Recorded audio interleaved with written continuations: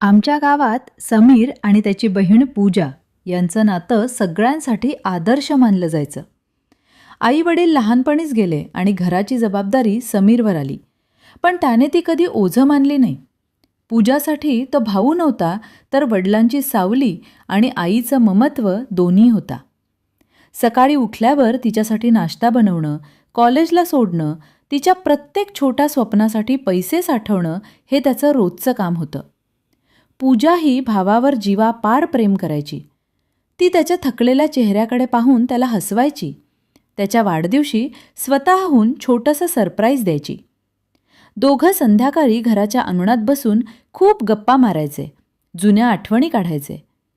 गावात कोणी पूजाबद्दल वाईट बोललं तर समीर ताठ उभारायचा.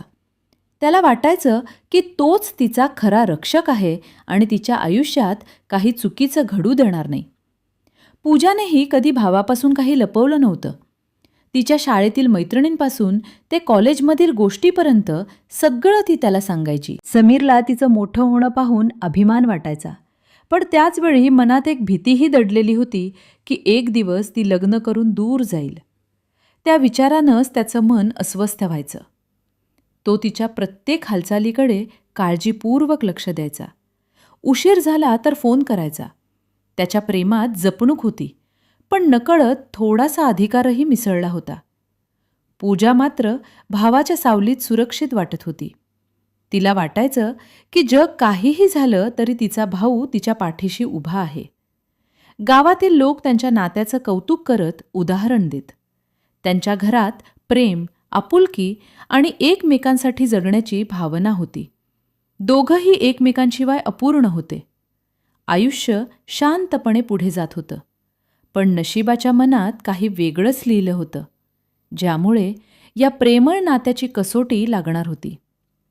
एके दिवशी अचानक समीरला कळलं की पूजाचं वाडीतल्या रोहनवर प्रेम आहे. सुरुवातीला त्याने ती अफवा समजून दुर्लक्ष केलं, पण जेव्हा त्याने स्वतः पूजाला रोहनसोबत हसत बोलताना पाहिलं, तेव्हा मनात राग, आश्चर्य आणि संताप यांचा संगम उसळला.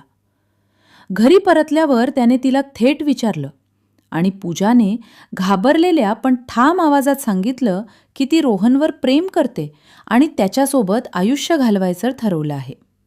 हे ऐकून समीरच्या मनात संतापाची लाट उसळली. त्याला वाटलं की पूजाने त्याच्यावर विश्वासघात केला, त्याच्यापासून काहीतरी लपवलं.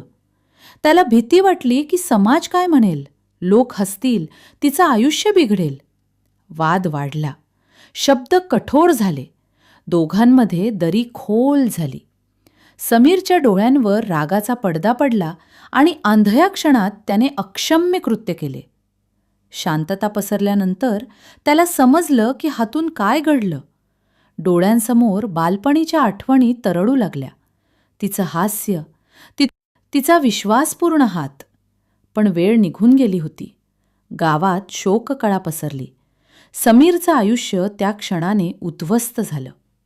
त्याला उमगलं की प्रेम जपण्यासाठी विश्वास आणि संवाद आवश्यक असतो. मालकी नव्हे, पण हा धडा खूप उशिरा शिकला.